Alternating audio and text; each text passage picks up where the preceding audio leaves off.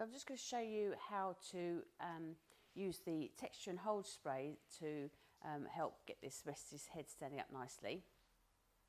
So he's got traditional Westie, it's quite straight, it comes in, it's laying quite flat. And what we're going to do is we're going to bath him, and I'm just going to use a whitening shampoo on him because on the Westie it's nice to have a nice whitening coat. And then whilst I'm drying him, I'm going to use the texture and hold spray in his head, and we're going to see how that holds his coat up all nicely ready for me to trim it. So we'll see you after the bath. Now that we've bathed him and he's all nice and clean, and I've really toweled his head off as well, so we haven't got too much moisture to deal with, I'm going to use my texture and hold spray, and I'm going to give him a really good spray. So I'm just going to put my hand over his eyes just to make sure I don't get it in his eyes. Don't be shy with the product, put plenty in. So this is damp coat.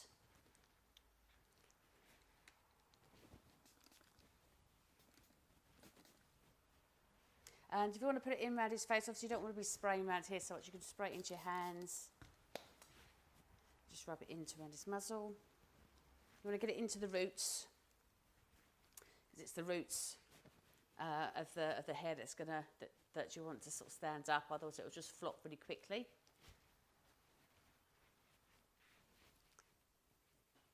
So I'm just going to take my slicker brush. Now just dry him. Now if the coat is quite long, if they're quite overgrown, they haven't been in for a while, and you've got loads of hair on the head, it's worth chopping off some of this hair before the bath. The longer the hair is, the heavier it is, so it's harder to get it to stand up. So if a dog's coming in nice and regularly, then you'll find it's much easier to get like a nice volumed head on them, because you're working with a coat that's not too long and too heavy. Now you can use your brush, if they don't mind their heads being done too much, you can use your brush to lift and put volume in at the roots.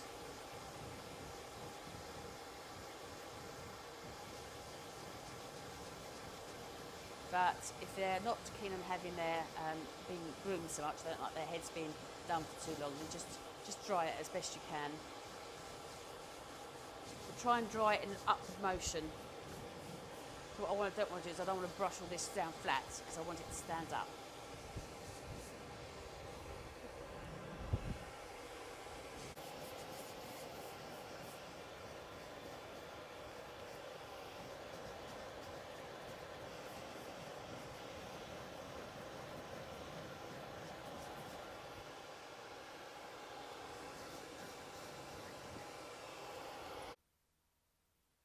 Right, so now we have a nice volumised Westie head, all ready for trimming.